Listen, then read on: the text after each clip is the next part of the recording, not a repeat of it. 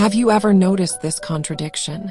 When you feel sad, overwhelmed, or emotionally drained, the first thing you want is to be alone. But once you are alone, it hurts even more. You start craving connection, comfort, or understanding. Yet the idea of interacting with people feels exhausting or unsafe. This isn't weakness. This isn't inconsistency. This is psychology.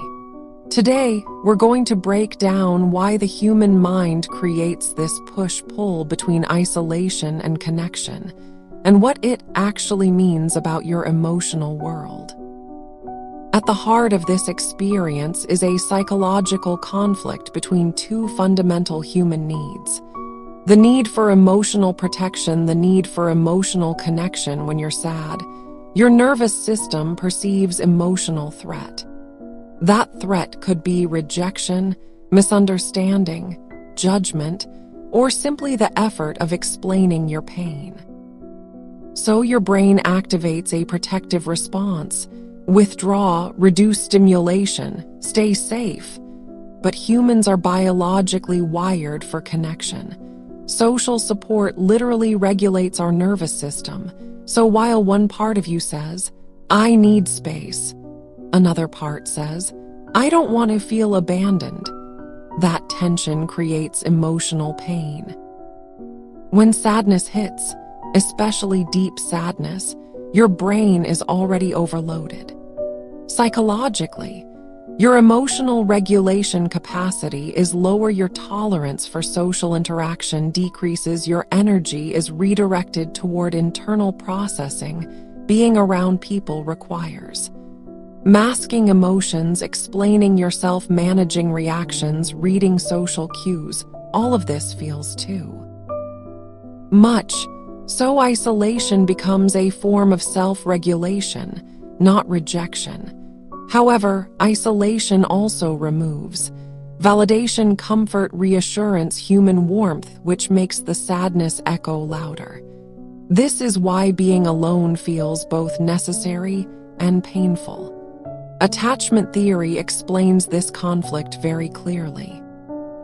Many people who experience this pattern have traits of anxious attachment, avoidant attachment, or a mix called fearful avoidant attachment.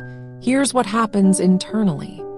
You want closeness when you're distressed, but closeness feels risky. You fear being a burden, misunderstood, or emotionally exposed, so you pull away to protect yourself. But the attachment system doesn't shut off. It keeps signaling, "You're alone, this isn't safe." So even in solitude, your mind is still reaching outward. This is why scrolling through messages, replaying conversations, or wanting someone to just know how you feel is so common. Another powerful factor is shame. When you're sad, especially if the sadness feels irrational or persistent, you may believe, "I shouldn't feel this way. Others won't understand. I'll ruin the mood." Shame tells you to hide.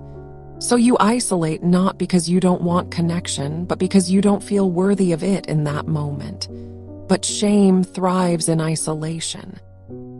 Without someone to challenge those beliefs, your inner critic gets louder. So the very act meant to protect you ends up hurting you. On a physiological level, this is about nervous system states.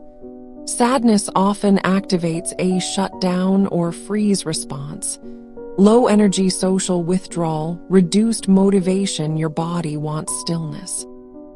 But connection, especially safe connection, activates the ventral vagal system, which creates calm emotional safety regulation, so your body wants isolation, but your nervous system heals through connection.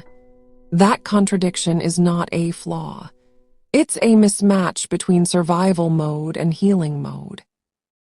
This experience does not mean you're emotionally unstable, you're needy, you're antisocial. It means you are emotionally aware, you are sensitive to overstimulation, you are human. The desire to be alone is about capacity. The hatred of being alone is about connection. Both can exist at the same time. If you recognize yourself in this, here's the key takeaway. You don't need more isolation or forced socializing. You need low-demand, emotionally safe connection. Someone who doesn't require performance. Someone who lets you exist quietly, or even learning how to give yourself compassion instead of criticism. This conflict isn't something to eliminate. It's something to understand. And once you understand it, it becomes far less painful.